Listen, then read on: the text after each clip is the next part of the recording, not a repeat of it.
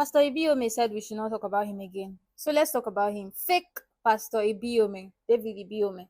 I don't blame you. I blame fake Pastor David Oyedepo because you people have gotten away with lying on Jesus Christ. You know, the Jesus Christ that brought the Christianity, or at least Jesus Christ that the Christianity is centric about. You people have lied on this man because of money. Even Adam and Eve, Oyedepo and Ibiyeomie have lied, liars from the pit of hell, fake pastors. They've lied on Ibiyeomie and David Oyedepo. Oh, it's not because of eating the fruits that Adam and Eve was chased away from the Garden of Eden. Those two men will tell you that is because Adam touched his tithes. That's why God chased Adam and Eve away from the Garden of Eden. Same Ibiyeomie that said Jesus Christ hated the poor. Jesus Christ never dined with the poor. Jesus Christ never visited the poor. Lying on Jesus Christ because of money. Money, Nigerian mentality. You people have taken Nigerian money loving mentality into religion called Christianity. And your members too, because of the love of money. That's why they like going to your type of churches. They want to be rich like their pastor, not knowing that it's you that is making your pastors rich. Anyways, he said we should not talk about him again, so let's talk about him. Pastor Kennedy Okuko, a pastor in David Ibiyeomie's church, died while undergoing liposuction. As in, he went under the knife for liposuction and NEPA took the light. The doctors could not get the gen on time, so Ibiyeomie's pastor died under a liposuction table. Now, why is Kennedy Okuko important? Because this same man, God rest his soul, before he died, investigative journalist Kemi Olunloyo wrote an article about how a car donated to the church for church runnings. You know, they got to bring people from different places to come to the church so that every Sunday they boast they are the ones that have more members every Sunday, right? So a member donated church to the car to the church, but the car ended up in Iyabo Ojo's hands, at least according to investigative journalist Kemi. Now, when Kemi broke the story, it's not, oh, it's a lie.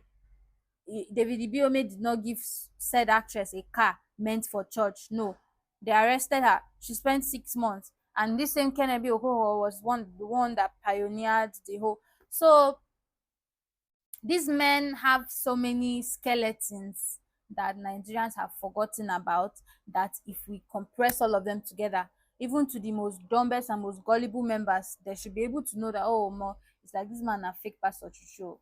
But because Nigerians forget things a lot, all these small, small stories here and there, they've forgotten about it.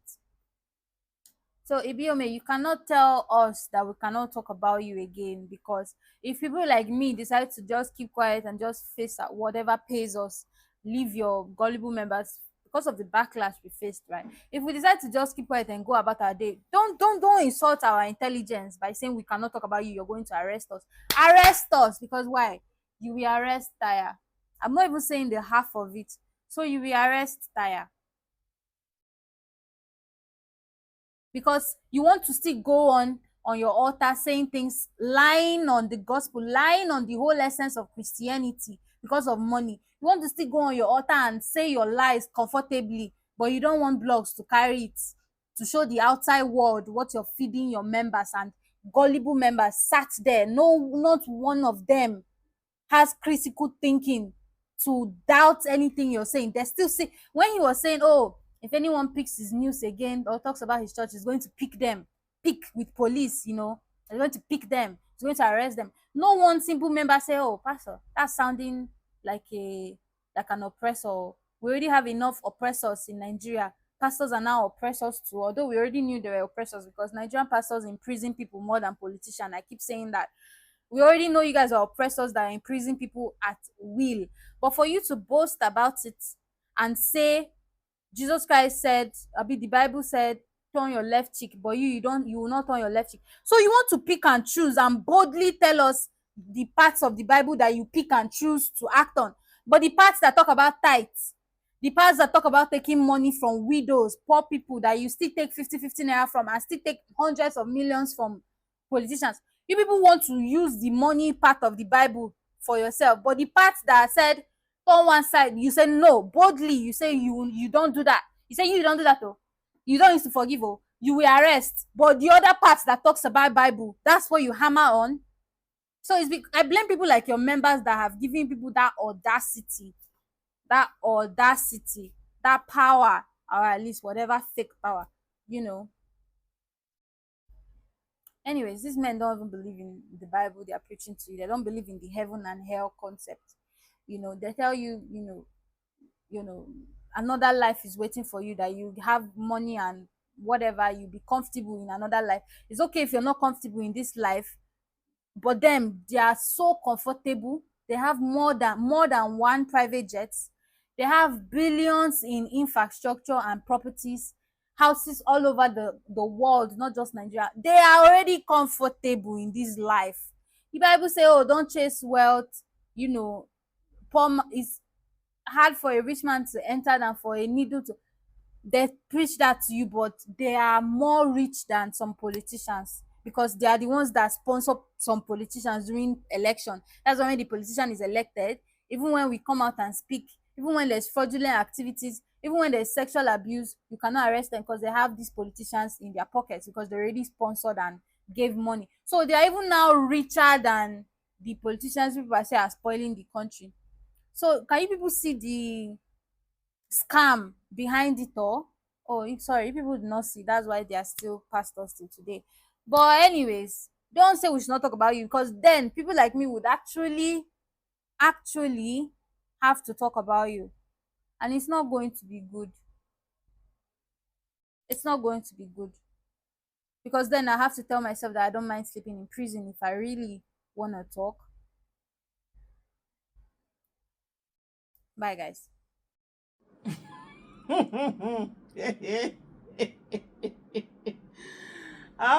Vancouver. Oh Lord, have mercy. I don't think these people realize that we have a generation of human beings who don't give the F. You understand?